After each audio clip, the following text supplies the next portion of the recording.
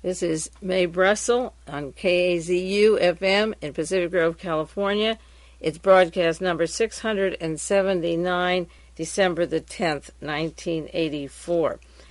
I'm going to run through about 5 or 6 short articles with you and then develop some other major stories that are in the news currently and along the lines that I've been trying to lead up to the violence, the terrorism from the right, the P2 in Italy, their links to the CIA, and the machinations of our government, the intelligence systems, in creating coup d'etat, in drug dealing, in working with the mafia, with the Nazis, and the surfacing of these pieces of the fabric in the news as they unfold, and they are coming out more and more every day.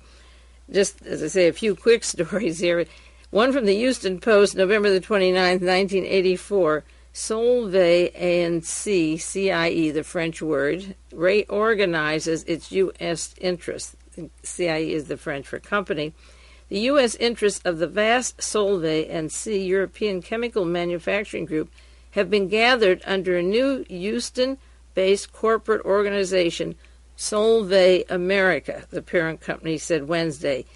Whitson Sadler, WHITSON Sadler, president and chief executive of the new corporation, said the move is the first step in a new acquisition effort by Solvay.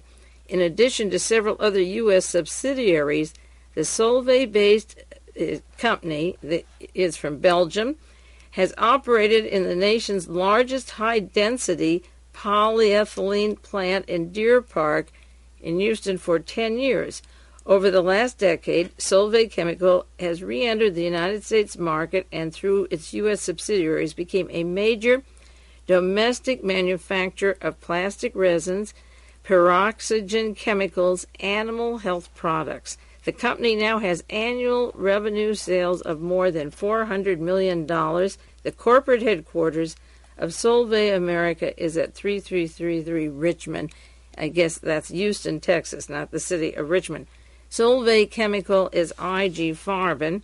That's a chemical company that the Pope worked for, Karol Wojtyla, when he was just a young person before he became a priest. When he was working at Auschwitz, he worked for Solvay Chemical, and the head of Solvay Chemical was Mr. Otto Ambros on the board of IG Farben and on the Deutsche Bank. Ambros is now an advisor to the Vatican, to the Pope, and at the time the Pope was in financial problems when the P2 story broke and the Licio Gelli story, the scandal of his links to the Vatican, and Roberta Calvi was murdered. The Pope brought in, to cover up their money scandals, Mr. Otto Ambros, and through Charles Hyam, I tried to reach the center in Los Angeles, the Wiesenthal Center, about the fact that the Pope worked for Otto Ambros, and he then, in fact, they followed it up, had a meeting with him, and he admitted that he was hiring his old boss from Solvay Chemical. So IG Farben has revenues in this country of $400 million in Houston, Texas. Its offices are still in Belgium, and this was the boss of the Pope. Now we have John Paul II and his old company, very nicely settled into Houston, Texas. David Emery sent me an article from The Plain Dealer. This is a syndicated column of Betty Beale, which just about explains how elections go in this country or politics. I think Ted Rubenstein got it from the Cleveland Plain Dealer from Cleveland, Ohio. Political opponents make strange playmates. You'll never guess it, but ultra-liberal Geraldine Ferraro and super conservative Roy Cohn are friends. In fact, Cohn, the brash investigator of the Joe McCarthy days, may have been the first person to plug Ferraro as our Democratic vice presidential nominee. It happened at Cohn's birthday party. Attending the party was our ambassador to Austria, of course, Helene von Damm. She was prominent there. And then it lists the other guests, Rupert Murdoch. That's the guy whose newspaper kept breaking stories about the links of Geraldine Ferraro to the mafia just at the closing days of the election. And Charles Wicks was there, and it tells some of the people at the party and the John Zaccaros. In fact, the Zaccaros had been at previous Cohn birthday celebrations, and it was last one, however, that the lawyer, Roy Cohn, introduced Ferraro as the possible next vice presidential candidate of the Democratic Party. Playmates make strange bedfellows. Here's another story from the Los Angeles Times, November the 11th, 1984. President Reagan has named David BELIN, a Des Moines attorney, to the President's Commission on Arts and Humanities. BELIN served on the Warren Commission investigating John Kennedy's assassination. Then he was executive director of the Rockefeller Commission investigating the CIA. Ronald Reagan was on that commission along with David BELIN, and it was called the Rockefeller Committee. David BELIN had a second chance to cover up the murder of John Kennedy. I'm sure that his taste for the arts and humanities will be excellent. That's the one-eyed BELIN with a little bow tie, the eye that twitches. Nothing to do with his taste on arts, but the point is that these people who made a profession of covering up, of being attorneys for the CIA, are now getting appointments by the President of the United States to determine what plays will be read or what honors for artists and what artists will be recognized. And they'll have a good Christian conservative cross-section, I'm sure, as soon as BELIN and a few of these teams get together, once Reagan really gets rolling with his appointments, and I've done some of those nominations so far. Now, a couple of items about health. There are a lot of people that take these broadcasts and tapes that are always interested in items having to do with health and well-being, and here's one. It has to do with the murder of Mrs. Gandhi. Maybe you saw this, December the 10th. This is in the paper today. A New Delhi police officer, one of the 3 Sikhs arrested in connection with the assassination of Prime Minister Indira Gandhi, confessed how he planned to kill her. He had 2 plans. One was to put a car bomb in the front of a car, Volkswagen, and ram into her, and it would go off. But the interesting thing was another plan with a poison gas that he would have planted near her bedroom. This is interesting that the police chief was thinking of using poison gas, and I'm thinking about that explosion this last week where cyanide went off, and not only were thousands killed, but hundreds of thousands were affected. The first stories did say it was cyanide. It was similar to concentration camp gassing, and those that were outdoors, they weren't in closed buildings, still have the effects, and many will die for a long time to come. But they were intending to use poison gas in the bedroom of Mrs. Gandhi. Another story on the ethics of baby Faye and the baboon heart. This was from the Washington Post. The article brought up certain incidences of experimentation on people before, and it talks about the Tuskegee experiment, where they deliberately gave syphilis to people for 40 years and then tested their reactions afterwards. And then there was a Willowbrook experiment on retarded children who were given hepatitis virus. But finally, the third example they used is one that I have not read before. Maybe you have, but it's a study done in Brooklyn where elderly patients were injected with live cancer cells. Now, I know that Jack Ruby and Martha Mitchell and Hubert Humphrey and a lot of people I've suspected of being given cancer as a weapon. But this is the first time I've seen it as a test in Brooklyn, injecting live cancer cells, because when Jack Ruby was injected, he was saying, there was an article in Long Beach paper, that he was injected with cancer and that he was going to die. And 3 weeks later, he was dead. This is from the Washington Post, November the 27th, 1984. Now, down in Grenada, where they had that wonderful election the United States took care of, and I have a lot to update on Grenada, there's a story today that Sir Eric Gary is ready to take up arms. He's been cheated in the elections. He claims that the Labour Party only won 1 seat. He calls it the Labour Party, out of 15 in the Parliament elections. But another interesting thing about this article is that he claimed that chemicals were used to erase the ballots cast in the elections. And so that at one point chemicals can be used to gas Mrs. Gandhi, but chemicals can be used to erase the ballots. He's ready to take up arms. That's Sir Eric Gary, who was the maitre d' of a nightclub and became the head of Grenada in 1951 until he was kicked out in 1979, and worked with the organized crime and had the Mongoose police squads, and was a very mean, fearful person and very violent and dangerous. And now he wants to take up arms. He's ready to have his revolution already because he didn't get the votes he wanted, and he sat by during the election. And true to his character, he's coming out now and we'll see what kind of arms he takes up. He probably knows too much, so if they didn't let him have a shake of the election, they'll probably have to give him a ramming with a Volkswagen with a bomb in front of it to shut him up.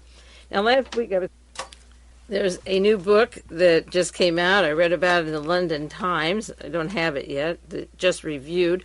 But I want to share with you a few sentences that were described in the review, and this might whet your appetite for a new book on Klaus Barbie. It's called The Fourth Reich. That's the theme that I've been putting away here for the past 13 years on the air. The Fourth Reich, Bringing Barbie to Book. This book is by Magnus Linklater, L-A-T-E-R, L-I-N-K-L-A-T-E-R, and Isabel Hilton and Neil Asherton. And it comes from the publishing house of Hodder and Stoughton in London. They begin by saying when elderly murderers are brought to book for crimes they committed 40 years ago, many of us feel uneasy. Barbie excites very little compassion in terms of who he is. He was an informer when he was a schoolboy in the 30s. He was nastier when he was head of the Gestapo in Lyon. He worked for the American intelligence in post-war Germany. He was a con man with the secret police and a torturer under the succession of right-wing military dictatorships in Bolivia. And, of course, Barbie ties right into Lucio Gelli and the P2 scandals that we go into, and that's also another reason why this book is terribly important. It said there's another source of uneasiness. There are many sources in England, in France rather, for the trial. One of the sources is that his lawyer who's defending him is Jacques Verges, V-E-R-G-E-S, who is committed to disruption, and he defends his clients by disruption in the courts. He's a revolutionary Marxist, and he's glad to show the bourgeois state as it really is. You don't need to sympathize with a dozen or so elderly Frenchmen who are in danger of having their collaborationist past uncovered, and you know that no goodwill will come out of this trial as it's being stalled, but it's getting ready to proceed. Barbie, of course, shares Verges' belief that he, Barbie, ought not to be alone in the dock, and so do the authors of The Fourth Reich. If Barbie alone is guilty of the atrocities committed and ordered to commit in Lyon, the first half of the book describes in detail his career, there would be enough solid evidence to hang him a dozen times. He could not have led the charmed life he led after the war without a great deal of positive assistance, even more help of a negative kind. It's the second career that the Fourth Reich is about. It is how he escaped from the British with the door open. They had him. The next port of call was the CIC, the American Intelligence Service, for whom Barbie did the sort of work American intelligence specialized in, spying on their own allies and anyone they can tar with a communist label. These are our loyalties to each other. It's like the CIA manual that tells the guerrillas to kill one of their own and create a martyr. So you go around and kill the people you're working with to prove a certain point and blame other people for it. Still, back to the review, it says, still by 1951, his game in Europe was up or moving on. The Americans arranged for him to slip down that rat line to Bolivia. The rat line was, the review doesn't say again, was paid for and helped by Lucio Gelli and the Vatican. Barbie took the name of Klaus Altmann. It was some kind of a joke, since Adolf Altmann was the chief rabbi in his hometown of Trier. And for 21 years he was protected by the Europeans, and the escapees from Nazi Germany came to join him. His enthusiasm for the Nazis and his sentimental habit was to celebrate the Fuhrer's birthday. It was well known in La Paz. As Bolivian politics got more vicious in the 1970s, Barbie rose through the secret police he helped to import. The right-wing terrorists he brought there, he coordinated them. He coordinated the dealings between the cocaine smugglers and the military and financed the ambitions of R.C. Gomez and Garcia Meza. When Mesa staged a coup on July 17, 1980, there was a year of misrule on an almost unimaginable scale, and Barbie was right in the middle. Now here is the interesting summation of the book review. It's only a book review. I don't have the actual book yet. It said, the post-war career of Barbie and his terrorist friends ought to quell any unease about putting an old defeated man on trial.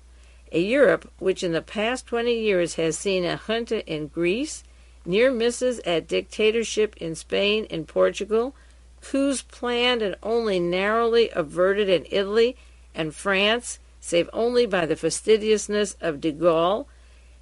It's in the book says you can't treat fascist terrorism as finished business.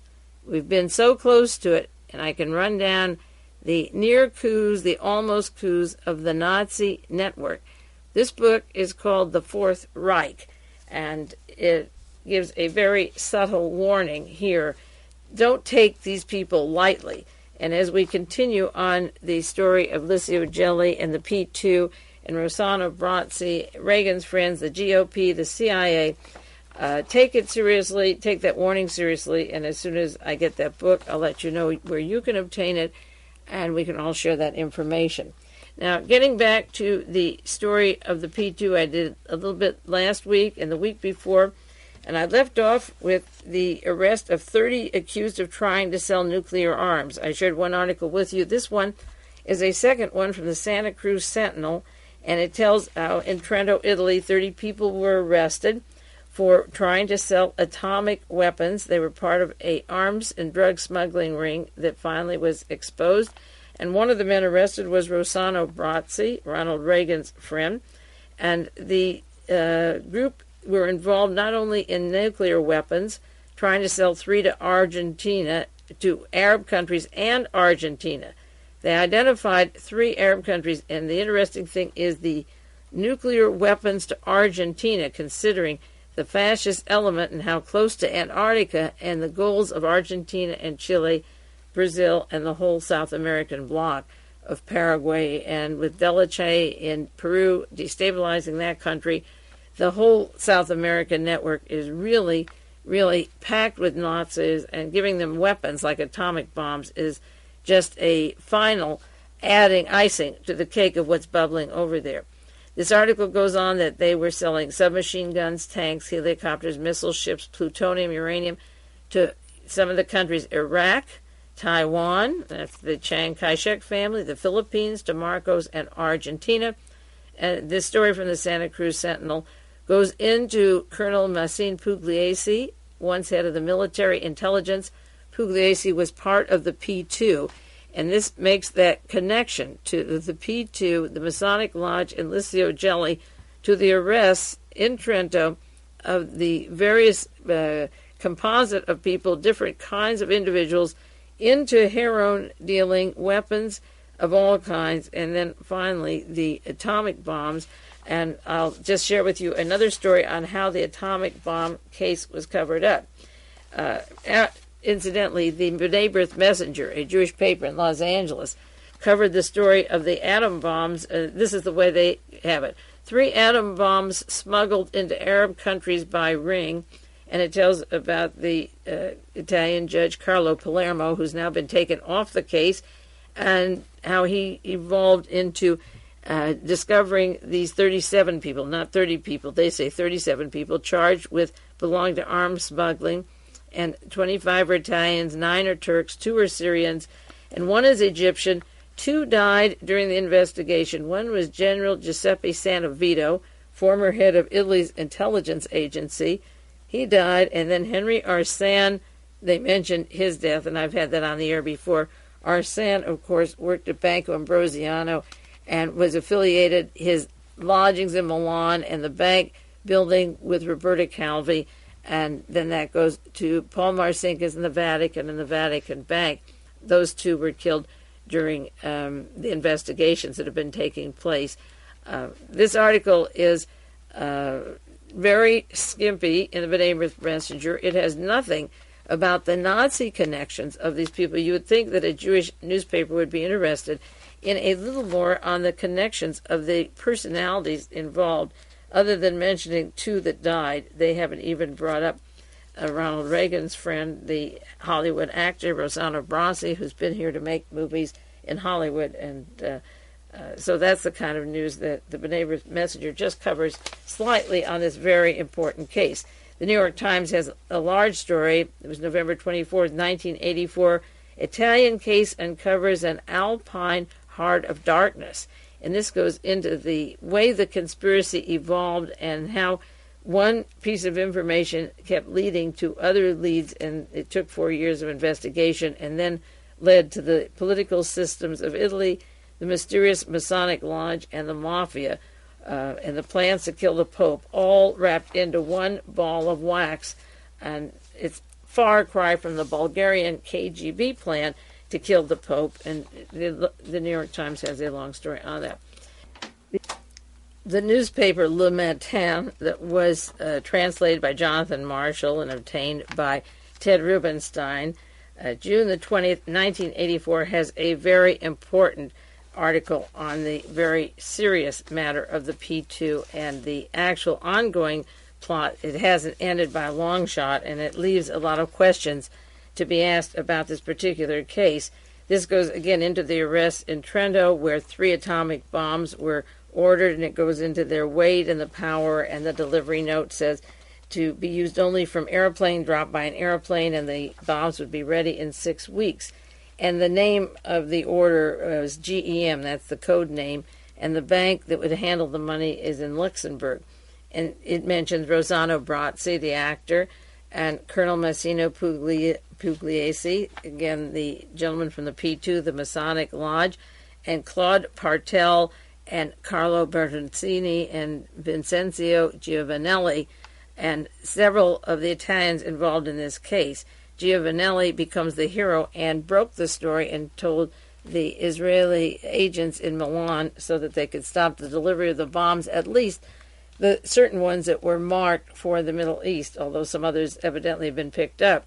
And this story, it mentions also Henry Arsan. It is one of the people, the Syrian businessman who was the brains of the traffic, who died last year. The European articles have mentioned Arsan as having died. Nothing in the United States press that I know of has indicated that he died. One of the people involved in this operation is Claude Partel, Partel, an engineer from Rome, and it says that he fabricated or said that he worked for an institute that lied to Argentina about the atomic bombs, and that he really worked for a national security agency that employs 200,000 people, and that he tried to make himself, in this story, appear that he was not interested in supplying Argentina, but had deceived them to help the British.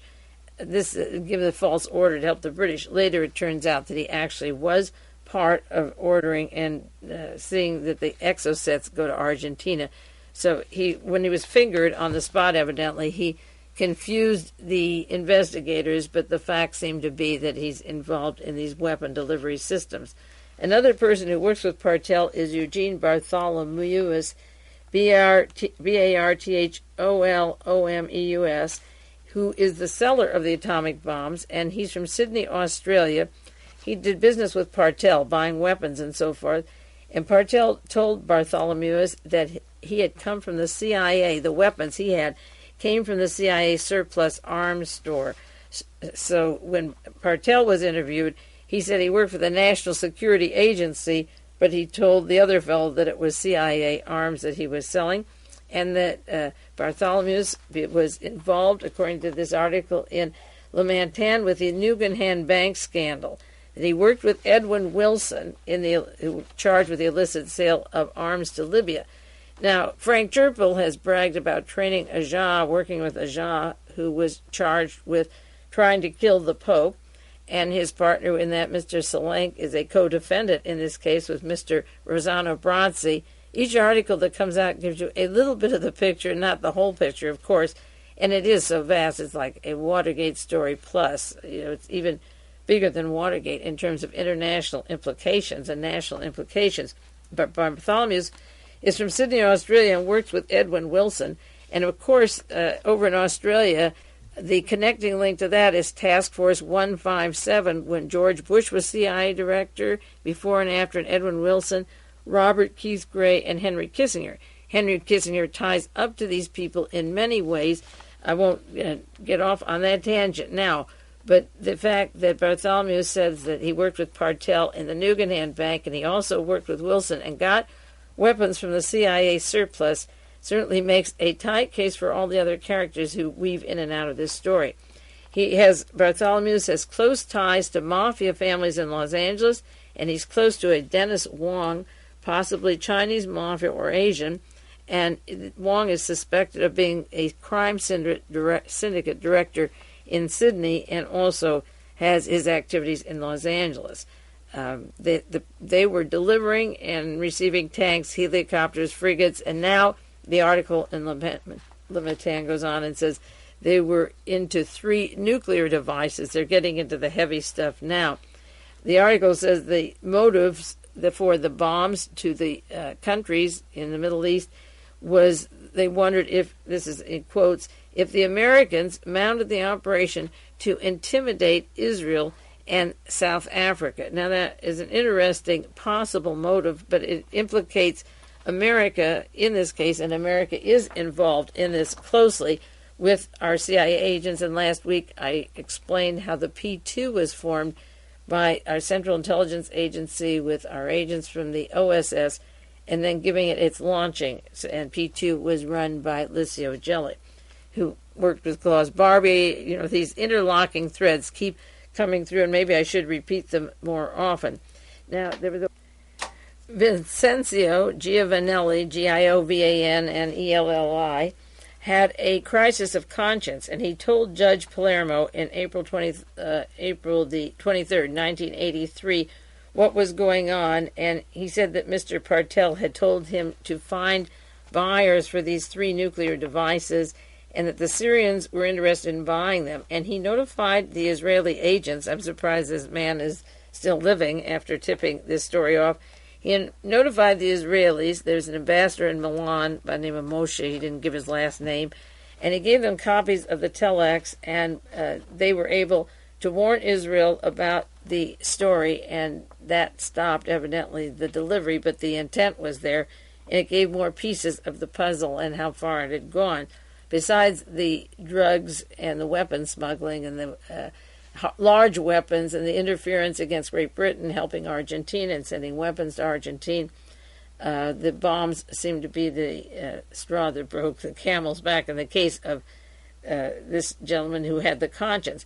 But the article goes on and said that after the leaks to Israel and South Africa about the sales of the bombs, a Saudi Arabian sheikh went on and wanted to buy them anyway, and it said Saudi sheikh Awani El Faisal placed an order in a German bank in Frankfurt or Hamburg for $800 million for 3 bombs.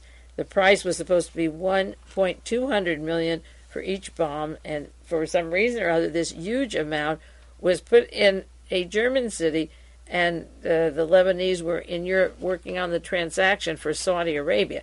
So the article in Le Matin leaves it open to whether or not bombs were delivered, because it doesn't tell where they were coming from or who had them, and if one operation was stopped and a few people were arrested, 37 people were arrested, that doesn't mean that bombs can't be sent by other people to other countries, and it just about says that they were ordered and paid for by Saudi Arabia. I'll be doing a lot more on Klaus Barbie and Licio Gelli, about 40 or 50 articles to share with you. But I just want to mention quickly a story in the London Times, November 18th, 1984, about a man named John Barry, a former sales manager for Lotus Cars. He was sentenced last May to 8 years in prison for making explosives and sending them to terrorists, the IRA, and into Lebanon and the Middle East. And instead of serving time in jail, the police chief gave him his passport that would have expired in 3 days, and he walked out of the jail to ports unknown. Mr. John Barry, the manufacturer of explosives, or the distributor of them, working as a sales manager for Lotus Cars. When John DeLorean, just at the time that Klaus Barbie was pulled in and John DeLorean was arrested, Colin Chapman of the Lotus manufacturer, Lotus Cars Limited, died at 54 years old of an apparent heart attack. I thought he was murdered at the time. And he was trying to explain that he didn't understand John DeLorean's finances for the sports car in Ireland. The funds were paid by a Swiss-based Panamanian company run by a DeLorean distributor. Colin Chapman died. He never could explain the financing of the cars. I'm wondering if there isn't more between the weapons, the explosives, and the relationship of DeLorean, the narcotics, to Klaus Barbie, and is this the reason why the London police gave Mr. Barry, John Barry, his passport and told him to have a nice trip? There's still that 17.7 million that's missing out of the Swiss banks of DeLorean involving Chase Manhattan and the Rothschild banks. Until somebody explains where that went, all of this ball of wax is left wide open, and maybe years from now the truth will come out about it. We'll take a 1-minute break and then continue with some more information.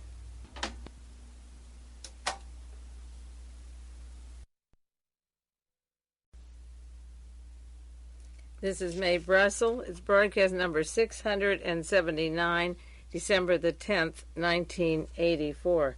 This is the anniversary of the murder of John Lennon. I didn't go into that at all. December the 8th was when he was killed, and I think about it, think about the music, think about the musicians, and can update the story from time to time.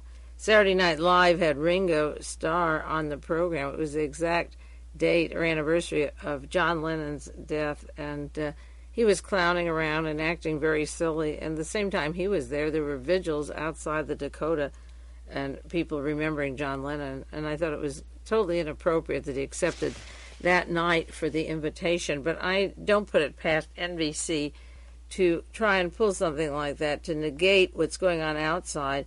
And of course Ringo accepted the invitation. He didn't have to. He's not a person of too much substance anyway, so it doesn't really matter, but it offended me to see it.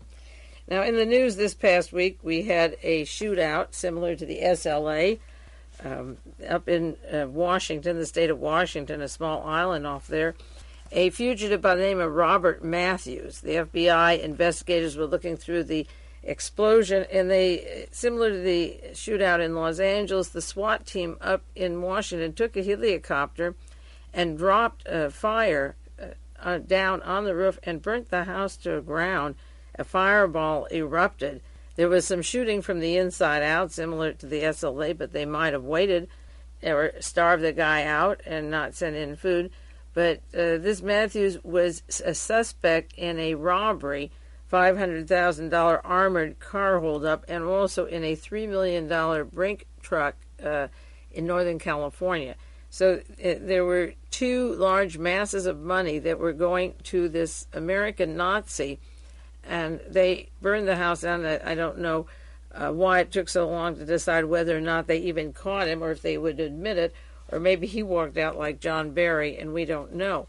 But a subscriber to the tapes who listens every week just happened to send me an article that came out November 18th, 1984, from Oregon, the Oregonian Sunday Magazine, their newspaper up there, called ARYAN NATIONS, North Idaho's Neo-Nazis. And this article is very important, not just because there's a Nazi clan up in Idaho, but there's a group that worked directly with our California prison systems, which was what Edwin Meese and Raymond Precunier and Ronald Reagan were developing when they were running this gang-type warfare and getting these Nazis shaped up in California. And now that this Ronald Reagan is president of the United States, these people have more muscle and more power, and he gives them more encouragement. And so the story of Mr. Matthews is very important, and the roots of it are in this magazine section of the newspaper that I'll share with you.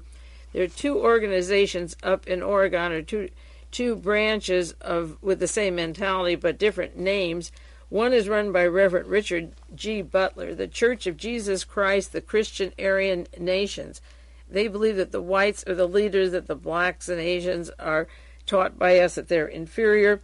This church has been run in Hayden, Idaho for 11 years. That's since 1973. That's right after the Watergate story broke, about a year after, if we had had that nice coup and Agnew was president, and the Nazis from Greece and around the world would have had Agnew, and I think they would have been very comfortable with his organization. I'm always interested when it was started.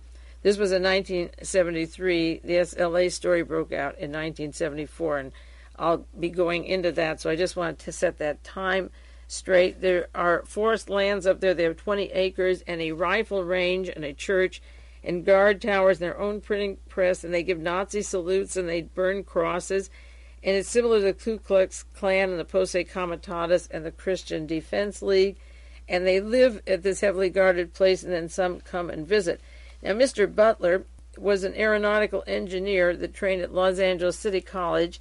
He was senior manufacturing engineer for Lockheed Aircraft in Palmdale, California. There's no record of his college work, and Lockheed wouldn't answer to, I guess, the reporters doing this story. They said, we only keep records to 1974, which is hard to believe in a matter of security or defense when they are one of the largest defense contractors in the United States, that nothing until 1974 is kept. And remember, when Robert Kennedy was murdered at the Ambassador Hotel, it was a Lockheed security guard, Thane Cesar, who shot him from the back of the head. And then I had heard stories that Thane Cesar was working with the Nazi Party in Riverside, California. I've never been able to check those up, except that somebody that knew him and knew a pharmacy, her father ran a pharmacy there, and knew who Thane Cesar was. And I got that information way back, and we've shared that before. So here's an aeronautical engineer from Lockheed Aircraft, a senior manufacturing engineer. In 1961, he joined forces with the Church of Jesus Christ Christian Aryan Nations in Lancaster, California. And then he had, as a pastor, the original church was founded by Wesley Swift, the pastor, and then he took over. The engineer from Lockheed became Reverend Richard Butler. He took over the congregation after Swift died. He died in 1971. So in 1973, the Lockheed engineer becomes a minister and goes up to this area. It's 20 minutes below Spokane, Washington. There's fishing, hunting, backpacking, sailing, cable TV. There's a lot of radio stations around, 3 newspapers nearby. It's not too isolated. There's very few minority people. There's 60,000 resident whites around them. He believes in ethnic purity. He preaches it, and they wear Nazi uniforms, and he keeps the idea of Nazism going alive. Hitler's praised in the sermons. They have an Aryan hall and Sunday services where they talk about Jews and blacks. The men wear blue jackets and white shirts and blue ties, and the women wear blue shirts, skirts, and white blouses. They give the Nazi salute, and they go to their church meetings as Nazis. Louis Beam, the former Grand Dragon of Texas and the Ku Klux Klan, is now living with Butler up there in the area. William Fowler, a former Grand Dragon of the California KKK, owns property nearby. He had charges of arson and perjury, kidnapping, assault with deadly weapons. His charges were dropped, and he now lives in Montana. They make a pilgrimage to Butler's church, to their Idaho highway. They call it the Hideaway, every year.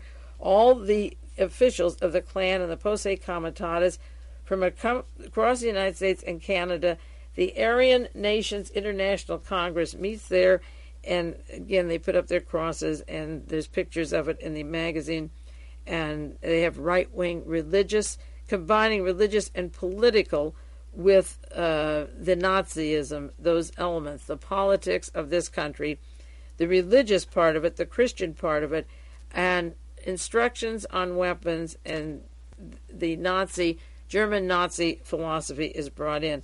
Among these people at this particular group included were Robert Miles, former Grand Dragon of Michigan Ku Klux Klan, and Don Black, the Grand Wizard of the Ku Klux Klan in Alabama. Now, remember, several weeks ago on the broadcast, it was 675, I quoted an article, a quotation of Don Black from the Ku Klux Klan, who commended Ronald Reagan for calling the Contras and the guerrilla movement, the people opposing the Sandinistas, as freedom fighters. And there was a press conference in Decatur, Alabama, and Don Black also in prison in Texas because of their plans to take Dominica. I told you that was a Nazi Klan operation. In the article, Reagan's comments, boy, the paramilitary leaders, Don Black, the Ku Klux Klan leader, serving time for violating the Neutrality Act, made a statement that he felt well being supported by Ronald Reagan and their paramilitary groups, and it helped the Klansmen to recruit for a new brigade to go down to Central America. So the person that Ronald Reagan is commending is a part of the group of the Church of Jesus Christ Christian Aryan Nations, Richard G. Butler, that's Don Black, Edward Arlt, A-R-L-T, of the Aryan National Official, is, if he's from Texas, is one of the people that attends the conferences. ALEXI ERLANGER, E-R-L-A-N-G-E-R, of the Liberation Movement of the German Reich from Buffalo, New York. I mentioned just 2 weeks ago, Buffalo, New York, as being the pickup center for tetanus and botulism, and this is very important. Buffalo, New York is a headquarter of a lot of Nazi operations, of the laboratories of Dr. Earl Brian, the fellow that Mrs. Meese had given $16,000 to that caused the furor about the Meese money. They have labs in Buffalo, New York that are part of Zonix, going back again to Edward Teller and Robert Keith Gray and that Helionetics operation out in California. Buffalo is a large city, I know, and you can't jump to conclusions because it's a certain city, but we can say for sure that it was the pickup point for the tetanus and botulism that could wipe out entire countries. In fact, I mentioned 2 weeks ago that all they had to do is sell it to two men from Canada who bring it back down to Vancouver, to the state of Washington and Oregon. I had the route pretty clear. Well, anyway, Mr. Erlanger is part of the German Reich from Buffalo, who comes out with Reverend Richard Butler, who originally was not a reverend. He was an aeronautical engineer from Lockheed. Now, another group up there in the Northwest, there's two of them, and they split up from each other. One is the Northeast Aryan Nations, and those are the North Idaho Nazis. And there's another pastor by the name of Mr. Gilbert from the Restored Church of Jesus Christ, the Social Nationalist Aryan People Party from Post Falls, Idaho. His name is Keith Gilbert, and he's another important biggie in terms of the California prisons. And he gives the same kind of spiel of the Aryan brothers. He was charged in 1981 for a fire bombing at the Aryan Hall. He was competing with the other fellow. Their philosophies are different. One accuses the other one of being involved with drug traffic, and that's the only difference. One uses drugs and the other doesn't. This Keith Gilbert, makes threats to blacks. He says blacks are inferior people, and he has signs: niggers, don't let the sun on your head in the Aryan Nation. And he posts them around town in Idaho, and he has posters that say, official running nigger target. And they have a picture of black people, and they have them running as targets. Now, remember on past broadcasts, I said that these fellows that were to set up at the island of Dominica were to have Nazi headquarters where they'd bring black people from Africa and use them as targets to practice target hunting, to import the blacks to the island to shoot them. That was part of an article I had a long time ago, and it also mentioned in the article there was a suggestion of relationship to John Connally, the former governor of Texas.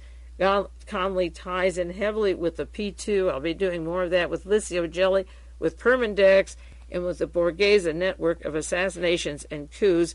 John Connally, who played a big part in covering up our 1963 coup in Dallas, Texas, when he was the governor. But it's interesting that they have posters, the official running nigger target, when the links of these people to Dominica had the intent of doing just that, of using them as targets. They painted signs on the congregation of their temple, Beth Shalom, saying Jewish swine, and they forced a Jewish restaurant run by a Sid Rosen to leave town in May 82. They got rid of him, and they scared the black people out of town. Some had moved up there. Mr. Gilbert has a crusade against all minority residents, and he had one family up there, a person by the name of Connie Ford, who had 3 children and was forced to move. She was formerly married to an American Indian, and they lived peacefully, and Gilbert threatened her and threatened the children and said their life would be condemned and they would be served in front of the devil if they didn't get away, because she had also been married to a black man. And Connie Ford, the one who was forced to leave, had been born in Holland, raised in Holland, and lived there during the Nazi occupation, and saw the soldiers haul innocent people away, and the Nazi garb threatened her family. And so she left Idaho because when she got the threat, she remembered what it was like in Holland, and she didn't want to put up with it anymore and go through what she saw in that country. Now, the relationship of Gilbert to the California prisons is very strong. Gilbert came from Arkansas and brought his Nazi-style uniforms in his Volkswagens to Post Fall, Idaho, and he has signs on there that say area for Aryan and on his van. And he has begun he started a 5-year relationship in the California prisons that I'm sure has paid off. It began in the 1960s, and of course Reagan wasn't governor until 1966, but the seeds were planted then. He was convicted for illegal explosives and sent to San Quentin in 1960. He had 1,500 pounds of dynamite in his home in Glendale, California, and he shot a black man. He had a fight with him, and he said, I should have killed him. The man lived, and he was sent to San Quentin, and he said he was proud he served time in San Quentin because it was one of the best things he learned for racial disturbances and killings. He said it's one of the highest experiences I ever had. Going to my prison was my reward for being involved in a movement that Jews don't find to their satisfaction. I was a crusader in my faith, and I paid the price for the crusade. So he went into San Quentin prison in California, and he got the idea for recruiting members among the inmates behind the penitentiary cells. So he got information and literature to start flowing into the California prisons. He was in there in the 60s. By the time he got out, he could send his Nazi information into the prisons so that the North State penitentiaries were the prime targets for leaflets and extolling the supremacy of the white race. And he would write to prisoners, but in return, he could give them an address where they could come and get sympathetic help or food or treatment. So it was a two-way thing. Like, he knew who to recruit when they got out. And most guys in prison don't have a job or a friend when they're broke when they get out and nowhere to go. So he started recruiting these various people based upon his experiences that he served behind bars. So he sent them sample packets of the Nazi literature. He says, we send out thousands of them. We don't recruit them. They recruit us. They have the address of where to go. We don't send anything unless they ask for it. So he started recruiting inside the prisons what he called a holy crusade. This was Gilbert's holy crusade. For someone who was behind bars, he says, you can really appreciate this. And about 20 convicts got out of San Quentin.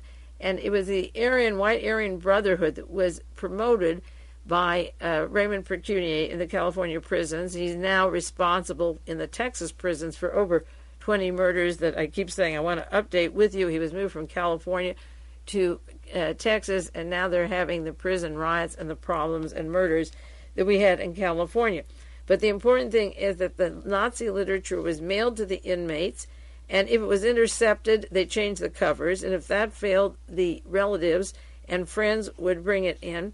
And the prison system tried to stop his getting literature into the prisons, but they know where he is, and they also advertise in the back of magazines like Soldier of Fortune and Gung Ho and various what are CIA-related guerrilla mercenary magazines on how to kill and so forth. There is all the literature on Nazi connections and Nazi organizations in the back of these magazines and those similar to that where they can make contact later. But it's interesting that after he served his time, that was the network that he began to develop.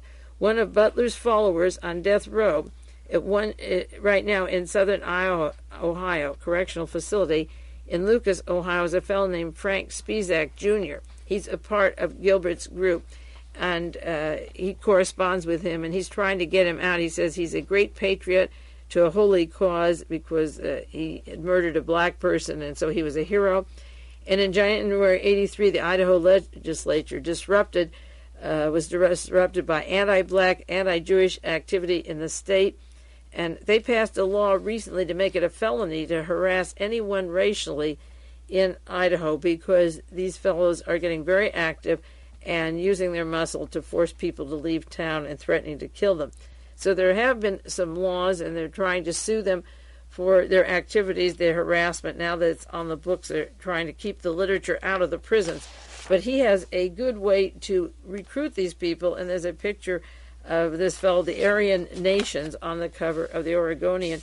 And it's very interesting how the uniforms and the swastikas and the use of terrorism in this country is allowed and heavily financed. This Matthews that allegedly was killed, we'll have to see the proof that he did in fact die at the shootout when he was burned down in Washington, was able to get $3,500,000 for the cause.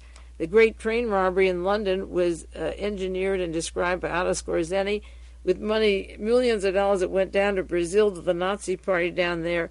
The bank at Nice, the safe deposit boxes that were emptied out, worth millions of dollars, went down to the Nazi network in South America.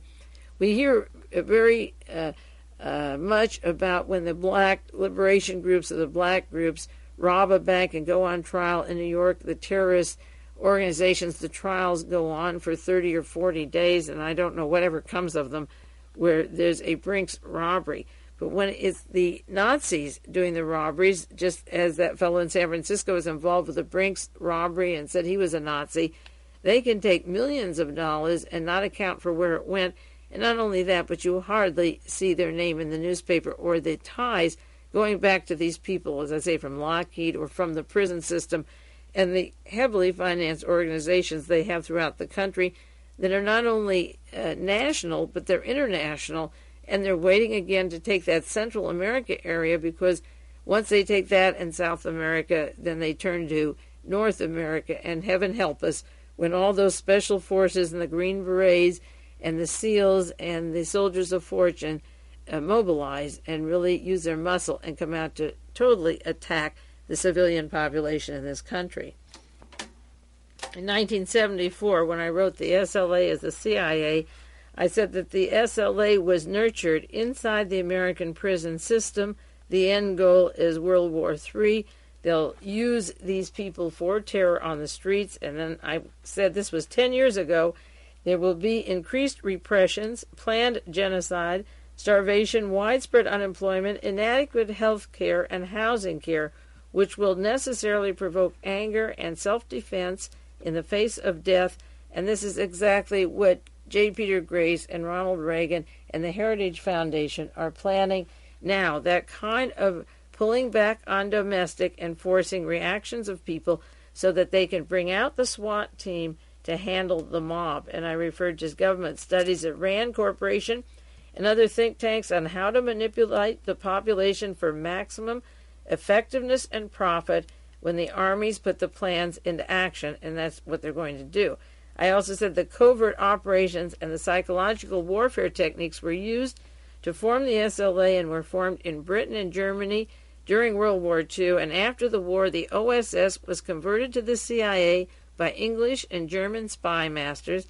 That's Wild Bill Donovan bringing in Reinhard Gehlen and his English contacts that he had in psychological warfare going back as far as World War I.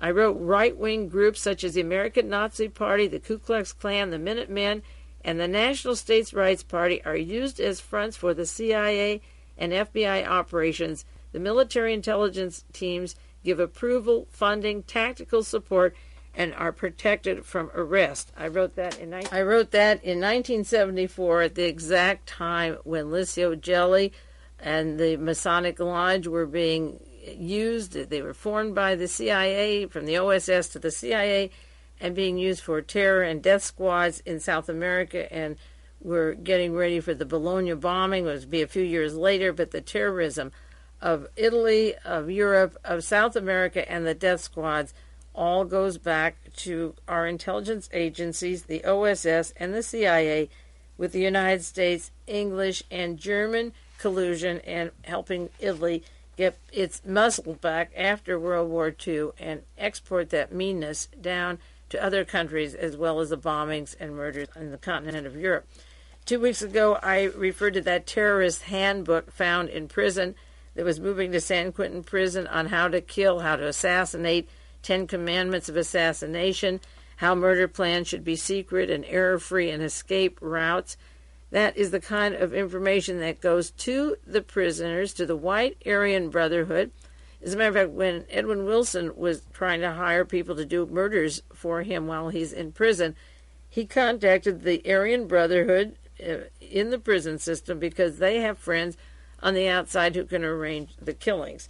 His message was intercepted and he was charged with the murders, but plenty of them go through that aren't intercepted. And the point is that these terror handbooks aren't getting into the hands of the blacks or Mexican or the underprivileged. They go to the white Aryan Brotherhood so that when they get out, they will know where to go and how to kill in case they've forgotten or in case they're just in on some other charge. I also wrote, the SLA is the CIA, why does the repressive California Department of Corrections encourage what they call Maoist books, revolutionary handbooks, fist salutes, and radical revolutionary dialogue? How come Colston Westbrook bragged that he brought chicks into the black cultural, there was a black cultural society to bait the men? These were supposed to be black radicals, and he was from the CIA.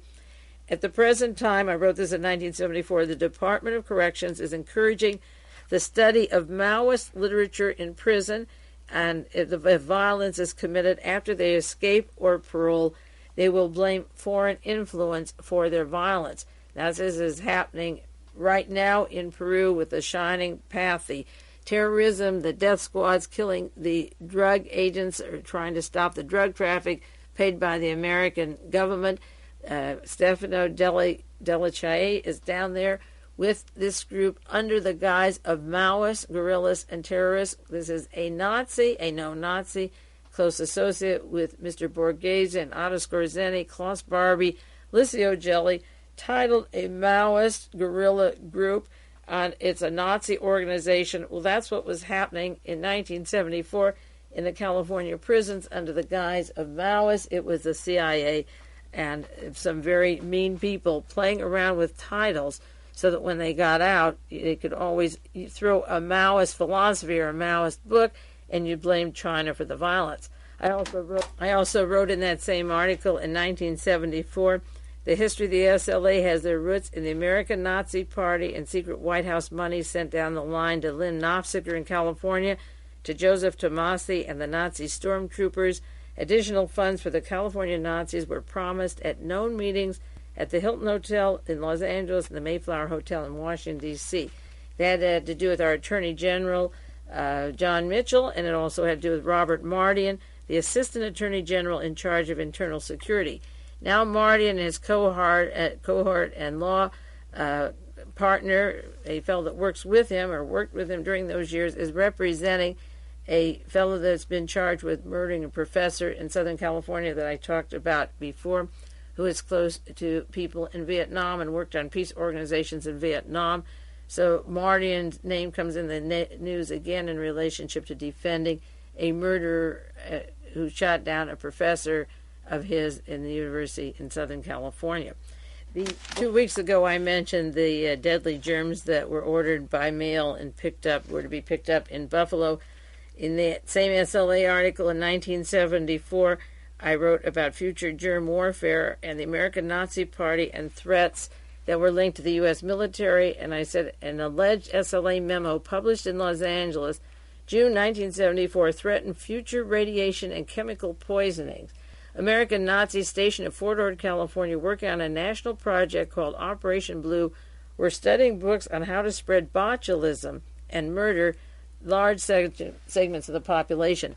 That story is particularly interesting because when I was on KLRB, it was around 1972, and I'd only been on the air about 4 weeks when I got a call from somebody who worked with the Nazis at Fort Ord, California. They were later described in the program 60 Minutes.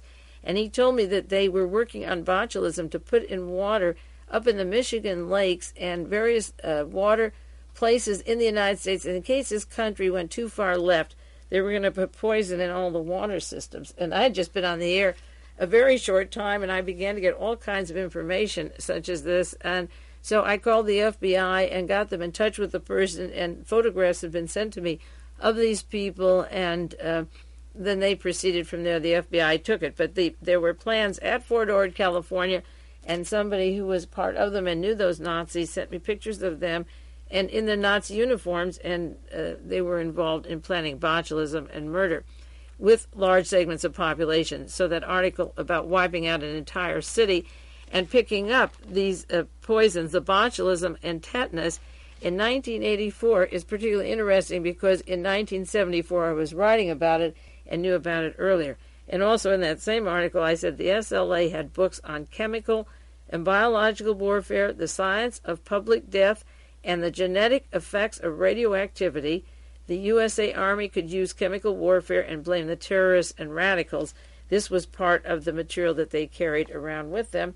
And the germ warfare idea of the tetanus was actually being planned out here in California in 1972. In 1984, they're delivering this botulism and tetanus.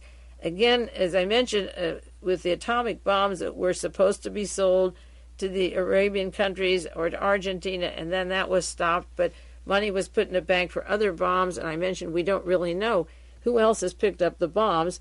The same way I mentioned last week or 2 weeks ago, and I repeat it again, we don't know who else has botulism or tetanus or where the laboratory, which seems right out of Maryland like a CIA front. It sounds like it is a front there. Are the CIA offices making this botulism and tetanus for the American Type Culture Collection out of Silver Spring, Maryland? I haven't done it.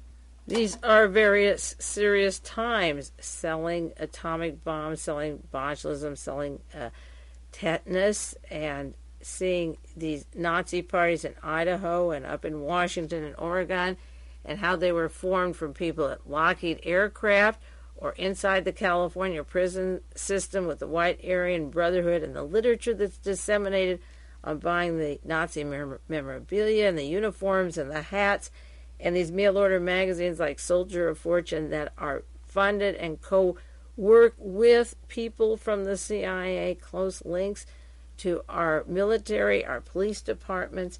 How much are the people in this country willing to sacrifice to turn this into another Fourth Reich? We'll leave it at that question. I guess they're willing to do almost anything. This is Mae Brussell at KAZU-FM in Pacific Grove. I'll be back with you next week.